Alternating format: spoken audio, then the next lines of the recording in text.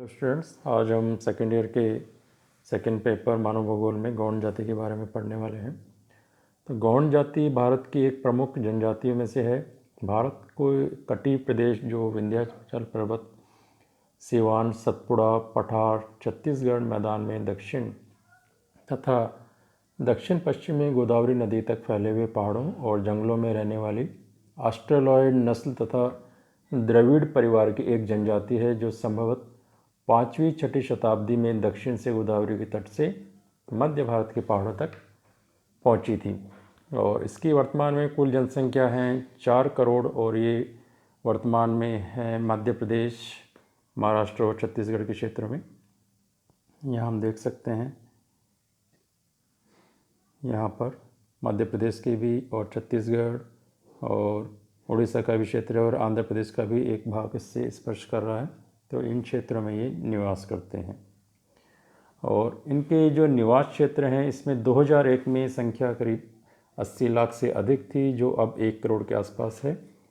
ये प्राचीन गौंड राजाओं के वंशज हैं तथा दक्षिण में कर्नाटक से लेकर आंध्र प्रदेश, महाराष्ट्र, गुजरात, मध्य प्रदेश, छत्तीसगढ़, झारखंड, बिहार तथा बंगाल तक फैले हैं। मध्य प्रदेश में विशेषकर बस्तर पठार में इनके मुख्य वर्ग हैं मारिया, मुरिया, परजा, भटरा, गढ़ावा, हालबा और ढाकर। और आंध्र प्रदेश के गंजम और विशाखापट्टनम जिलों में सौरा वर्ग तथा पुरुष और केवट वर्ग के गौंड रहते हैं। अब गौंड जाति के लोगों का जो इतिहास की जो स्रोत हैं वो जानकारी देते हैं गौंड जाति के बारे में। तो इनकी उत्पत्ति द्रविड़ भाषा से पूर्व की भाषा बोलने वालों से मानी जाती है और गौंड और मुंडा जनजाति के लोगों में जेनेटिक समानता भी देखी गई है। और गौंड लोगों के बारे में पहला उल्लेख मुस्लिम लेखों में 14वीं शताब्दी के लेख में मिलता है और विद्वानों के अनुसार गौंड गोंडवाना प्रदेश राज करते थे, जो पूर्वी मध्य प्रदेश, पश्चिमी उड़ीसा, उत्तरी आंध्र प्रदेश व दक्षिण पूर्वी उत्तर प्रदेश तक फैला था, जिसका समय 13वीं से 19वीं शताब्दी के मध्य तक रहा। इनके जो विभिन्न राजा हैं समय समय पर, वो 13वीं से 19वीं शताब्दी तक इन्होंने अपने राज किया। पहला गौंड साम्राज्य 1200 ईस्वी में चंदा जो राजा थे उनके द्वारा स्थापित किया गया। तो उसके बाद गरहा मंडला साम्राज्य की स्थापना हुई और जदुराई ने कलचुरी शासकों को अपदस्थ करके इसकी स्थापना की। और मंडला खास रूप से रानी दुर्गावती के कारण भी जानी जाती है, जो कि एक योद्धा नारी थी, स्त्री थी, और अकबर से भी इन्होंने लड़ी थी अपनी उनकी सेना के साथ में, और 1564 में जिनकी मृत्यु हो गई थी। तो चंदा साम्राज्य के राजाओं ने सिंचाई और कर व्यवस्था आदि की स्थापना की थी, जो बहुत अच्छी भी मानी जाती थी उस समय की। और बाद में इन जो राजाओं का जो क्षेत्र था उसमें मुग़ल शासकों और मराठा राजाओं के कारण इनका साम्राज्य छोटा होता गया और ये जंगलों तक ही सीमित रह गए। यहाँ पर एक गौंड जाति के लोग दिखाई दे रहे हैं और इनके द्वारा जो बनाए गए, ये जैसे इस्लाम नगर भोपाल स्थित गौंड महल है, और गौंड महल का एक और दृश्य है नीचे, और ये गौंड महल की वास्तुकला है। तो इस प्रकार इनका एक अपना समय रहा था, इनका एक अपना साम्राज्य था जिस पर ये राज करते थे।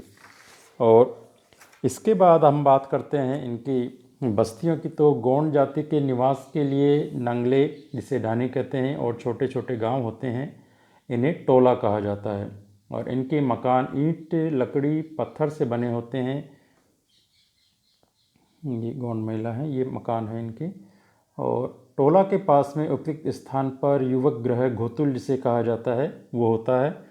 और घोतुल के पास ही मेहमानों के रुकवाने के लिए एक भवन होता है जिसे कौस घोतुल कहा जाता है। और इनके मुख्य व्यवसाय की बात करें तो मुख्य व्यवसाय इनका कृषि और आखेट है।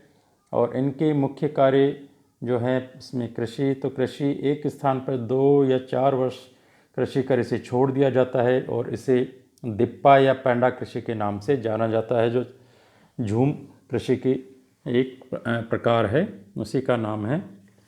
और इसके अलावा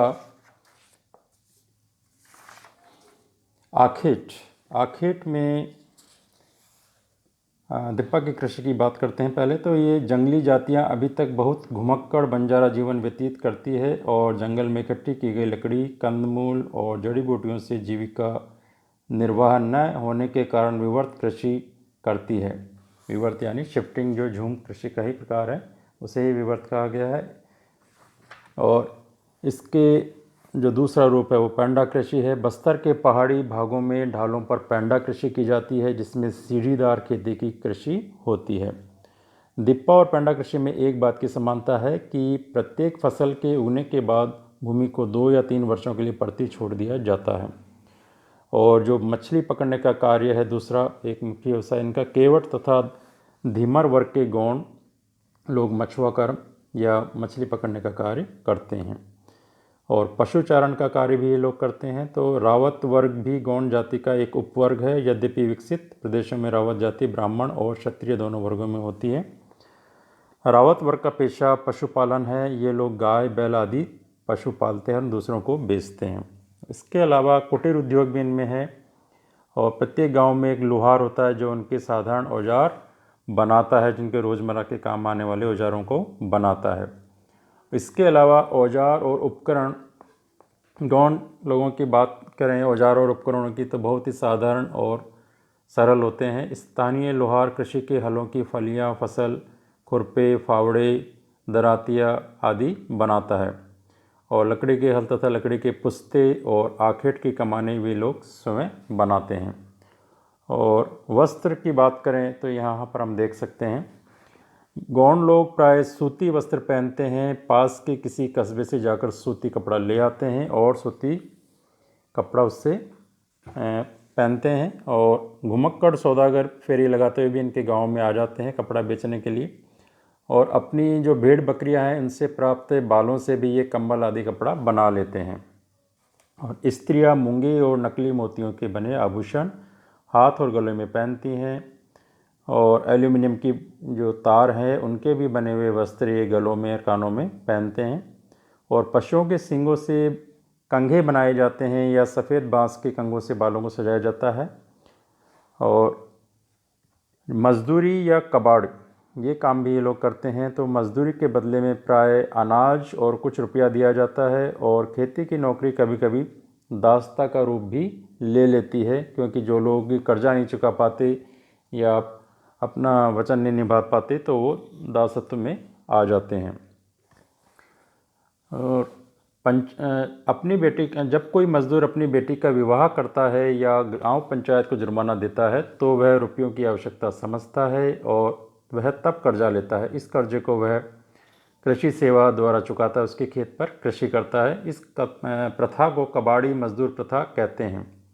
जब कोई कबाड़ी मरते समय तक अपने स्वामी किसान का कर्जा नहीं चुका पाता तब उस ऋण का भार उसके बेटों के कंधे पर आता है। उसका बेटा जीवन भर कबाड़ी रहकर अपने स्वामी कृषक की सेवा करता है। कबाड़ी मजदूर को मजदूरी के बदले में ज्वार, चावल, नमक, मिर्च, तंबाकू आदि मिलते हैं और कुछ रुपए भी मिलते हैं, जिनसे उसके कपड़े आदि का कार्य पूरा हो जाता है।